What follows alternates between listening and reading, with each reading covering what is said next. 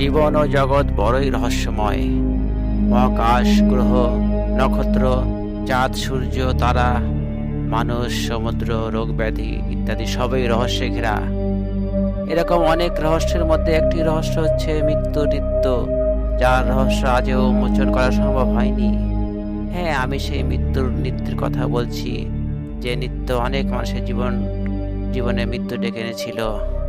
আপনি কি বিশ্বাস করবেন যে একসময় মানুষেরা নাচতে নাচতে মারা গিয়েছিল? শুধু উৎসব বা আনন্দের জন্য নয়, বরং এমন এক ধরনের অদ্ভুত নৃত্য যার অন্ত নেই, যা তাদের প্রাণ কেড়ে নিয়েছিল। সময়টা 1518 সালের গ্রীষ্মের জুলাই মাসে ফ্রান্সের স্ট্রাসবুর্গ শহরে এমনই এক ঘটনা ঘটেছিল। এক নারীর হঠাৎ করে শুরু হওয়া নাচ, যা ধীরে ধীরে ছড়িয়ে পড়ল শত শত মানুষের মাঝে। তারা থামাতে পারছিল না, দিনের পর দিন নাচল। পা ফুলে রক্তাক্ত হলো, অসুস্থ হলো, কেউ কেউ মারা গেল। এটা ইতিহাসের সবচেয়ে রহস্যময় এবং বিভ্রান্তিকর ঘটনা, যা আজও গবেষকদের বিভ্রান্ত করে রেখেছে। তাকে বলা হয় ড্যান্সিং প্লেগ বা ড্যান্সিং ডেড। 1518 সালের ইউরোপ মধ্যযুগের শেষের দিকে স্ট্রাসবুর্গ ছিল রোমান সাম্রাজ্যের গুরুত্বপূর্ণ বাণিজ্যিক শহর।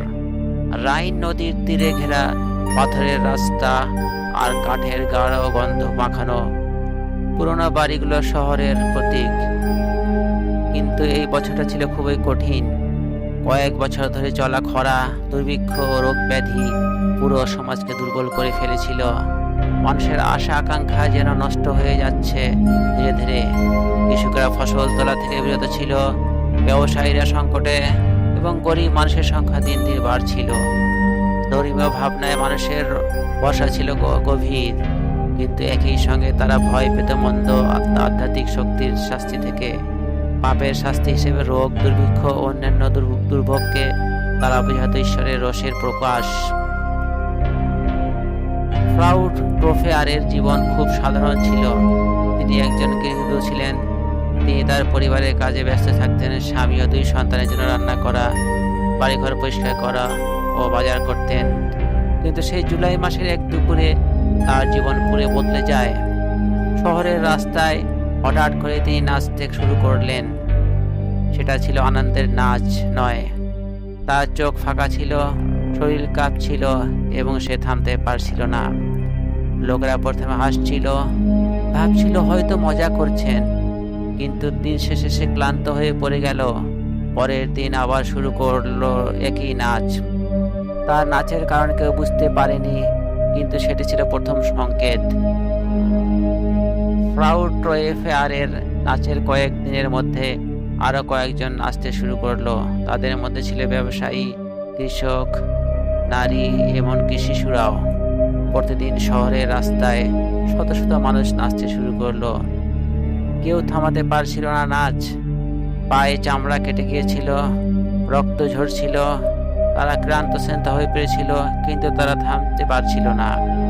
শহরের কর্তৃপক্ষ প্রথমে বিশ্বাস করলো এটা কোনো আধ্যাত্মিক অভিশাপ, আবার কেউ কেউ বলল এটা ঈশ্বরের শাস্তি।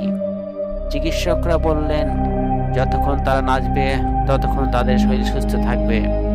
তাই তারা একটি মঞ্চ তৈরি করলো যেখানে আক্রান্তরা নাচতে পারে, আর সঙ্গীত শিল্পীদের ডাকা হলো তাদের উৎসাহিত করার জন্য। তবে এতে শুধু মহামারী আরো ভয়াবহ রূপ নিল। পুরনো দস্তাবেজে পাওয়া প্রত্যক্ষদর্শীদের বর্ণনায় দেখা যায় আক্রান্তরা যেন কোনো অতিপ্রাকৃত শক্তির অধীনে ছিল। তাদের চোখ ফাঁকা, মুখে ব্যথার ছাপ, কিন্তু তারা থামাতে পারছিল না। এক স্থানীয় পুরোহিত লিখেছিলেন, এরা ঈশ্বরের রোষের শিকার, এই নাচ তাদের পাপের শাস্তি। এছাড়া স্থানীয়দের মধ্যে প্রচলিত ছিল, কেউ কেউ মনে করত যে এটা সেন্ট পিটার্স নামক এক পবিত্র সাধকের অভিশাপ, যিনি নাচকে নিয়ন্ত্রণ করেন।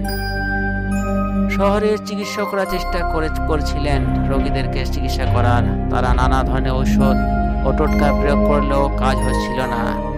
কিছু ক্ষেত্রে তারা রোগীদের নাচতে উৎসাহিত করতেন, কারণ বিশ্বাস ছিল এটা রোগের বিরুদ্ধে যুদ্ধের অংশ। অন্যদিকে ধর্মীয় নেতারা প্রার্থনা ও উপবাসে নিয়োজিত ছিলেন।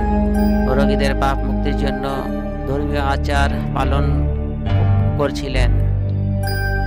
শহরের ভীতু সশস্ত্র মানুষ প্রার্থনা করছিল, মোমবাতি জ্বালাতো আর দোয়া করত এই নাচ থেমে যাক। প্রায় 2 মাস পরে আক্রান্তদের একটি দলকে এসটি পিটাস এর মন্দিরে নিয়ে যাওয়া হয়। সেখানে প্রার্থনা আচার শেষে তাদের নাচ থেমে যায়। ধীরে ধীরে মহামারী নিভে আসে।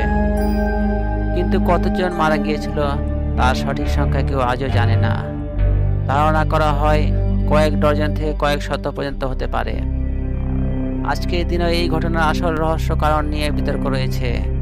এরগট বিষক্রিয়া, সম্ভবত দূষিত রুটি খেয়ে মানুষ বিষক্রিয়া আক্রান্ত হয়। এরগট নামক ছত্রাক রাইয়ের গায়ে জন্মায়, যা এলএসডি এর মতো হ্যালুসিনেশন ও পেশি খিঁচুনি ঘটায়। মাস হিস্টোরিয়া এক ধরনের মানসিক রোগ যেখানে চাপ ও ভয়ের কারণে বড় গোষ্ঠী একসাথে একই লক্ষণ প্রকাশ করে। স্নায়বিক রোগ, আধুনিক গবেষণায় ধারণা করা হয় কিছু স্নায়ু রোগ এই নাচের কারণ হতে পারে। ধর্মীয় উন্মাদনা, মন্দির ও সাধু সন্তদের প্রতি ভক্তির এক বিকৃত রূপ। সামাজিক প্রতিবাদ, দুর্ভিক্ষ, করের চাপ থেকে অবচেতনায় প্রতিবাদের রূপ। এ সকল ধারণা শুধু ধারণা। ইউরোপে 1300 থেকে 1600 শতক পর্যন্ত অনেকবার নাচের মহামারী ঘটনা ঘটেছিল। এই ঘটনা সবচেয়ে বড় অনুরূপ ঘটেছিল 1458 সালে বেলজিয়ামের লাউভিজেনে ও 1625 সালে নেদারল্যান্ডসে। সব ক্ষেত্রে মানুষ নিয়ন্ত্রণাধীন নাচতে থাকে, অসুস্থ হয় আর অনেকে মারা যায়। এই ঘটনার মাধ্যমে আমরা জানতে পারি মানুষের মানসিক ও শারীরিক স্বাস্থ্য কেমন করে একে অপরকে প্রভাবিত করে। সমাজ ও ধর্মীয় বিশ্বাস কিভাবে মানুষের আচরণকে বদলে দিতে পারে। ইতিহাসের এমন রহস্য যে আজও বিভাজন, বিজ্ঞান ও মনস্তত্ত্বের আলোকে সম্পূর্ণ ব্যাখ্যা হয়নি। আজ আমরা 1518 সালের স্ট্রাসবুর্গের সেই অদ্ভুত নাচের মহামারী গল্প শুনেছি, যা মৃত্যুকে ডেকে এনেছিল নৃত্যের মাধ্যমে। আপনি কি মনে করেন এটি ছিল প্রকৃত রোগ, না ঈশ্বরের শাস্তি, নাকি অতি প্রাকৃত কোনো অভিশাপ? ইতিহাসের এই ঘটনার সৃষ্টিকর্তা এবং তার সৃষ্টির রহস্যের বিষয়ে আমাদের মনে অনেক প্রশ্ন উদ্ভব করে। আমাদের জীবন ও জগতের অনেক রহস্য আমাদেরকে চ্যালেঞ্জ ছুড়ে দেয় তার রহস্য উন্মোচনের। সমুদ্রের ক্ষুদ্র বালুকণার সৃষ্টির রহস্য আমাদের আজও অজানা। এ সকল রহস্য আমাদেরকে ভাবতে শিখায় আমরা কত ক্ষুদ্র অসহায়। ভবিষ্যতে আমরা হয়তো অনেক সৃষ্টির রহস্য উন্মোচন করতে পারবো, কিন্তু তখন হয়তো আরো বড় রহস্য উন্মোচনে আমাদের চ্যালেঞ্জ করবে। আপনার কি সেই চ্যালেঞ্জের মুখোমুখি হওয়ার প্রস্তুতি আছে? কমেন্টে জানান।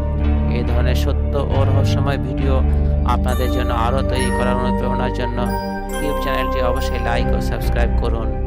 আমাদের সাথে এতক্ষণ থাকার জন্য ধন্যবাদ। মহান সৃষ্টিকর্তার রহমত আপনারও আমাদের সবার উপর বর্ষিত হোক।